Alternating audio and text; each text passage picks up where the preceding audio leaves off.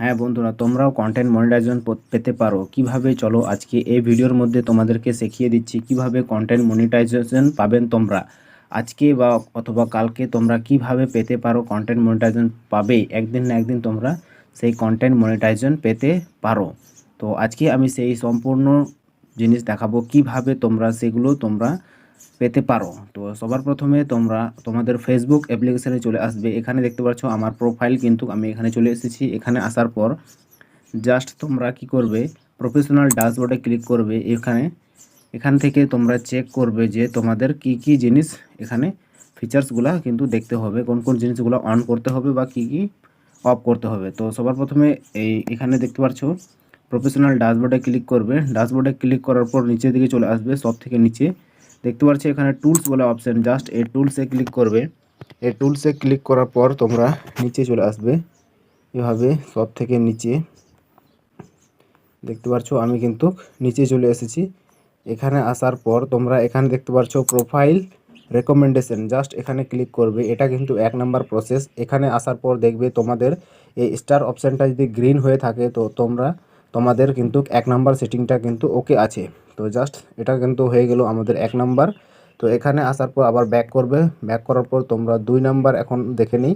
তো 2 নাম্বার দেখানোর জন্য এখানে দেখতে পাচ্ছ আমাদের উপরে আমাদের ফেসবুক প্রোফাইলের উপরে 3 ডট আছে। জাস্ট 3 ডটে একবার ক্লিক করবে। এখানে ক্লিক করার পর একটু নিচে স্ক্রল ডাউন করবে। এখানে আসার পর এখানে দেখতে পাচ্ছ সেটিংস অ্যান্ড প্রাইভেসি।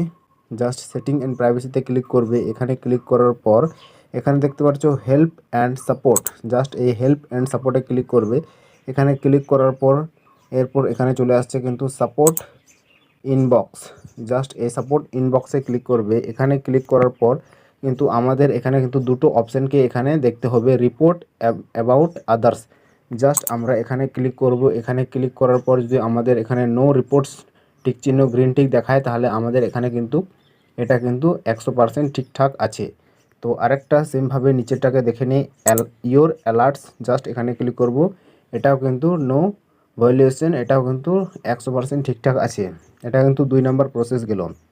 কিন্তু এখন 3 নাম্বার প্রসেস দেখব আপনারা কিভাবে। যারা সেটআপ তো পেয়েছেন চলো নতুন, হ্যাঁ, আমরা সেই এজেন্ট তিন ভাই নাম্বার কিন্তু সেটআপ প্রসেসটা পাইছেন, দেখে নেই। সেটআপটা তো চলো আমরা 3 নাম্বার প্রসেসটা দেখে নেই। সবার প্রথমে তোমাদের অ্যাকাউন্টে চলে যাবে। এখানে আসার পর কি করবে, এখানে দেখতে পাচ্ছ 3 ডট, আমাদের প্রফেশনাল ড্যাশবোর্ড, এরপর আছে অ্যাড টু স্টোরি, তার নিচেই ঠিক আছে 3 ডট ছোট্ট করে।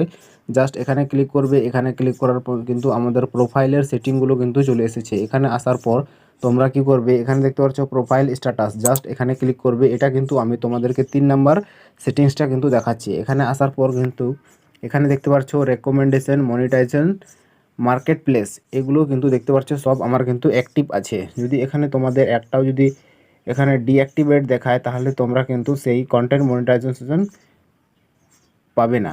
তো এই জন্য তোমাদেরকে বলি যে ফেসবুকে যদি কন্টেন্ট মনিটাইজেশন যদি পেতে চাও তাহলে এখানে কিন্তু এনি টাইম মানে অ্যাক্টিভ থাকতে হবে ফেসবুকের মধ্যে। তো দেখতে পাচ্ছ আমার কিন্তু এখানে রেকমেন্ডেশন, মনিটাইজেশন আর মার্কেট প্লেস সবগুলো কিন্তু অ্যাক্টিভ দেখাচ্ছে। তো এই পর্যন্ত ভিডিওটা যদি তোমাদের একটুকু হেল্পফুল লেগে থাকে তো অবশ্যই ভিডিওর সঙ্গে পাশে থাকবেন। দেখা হচ্ছে আবার কোনো নতুন টপিক নিয়ে।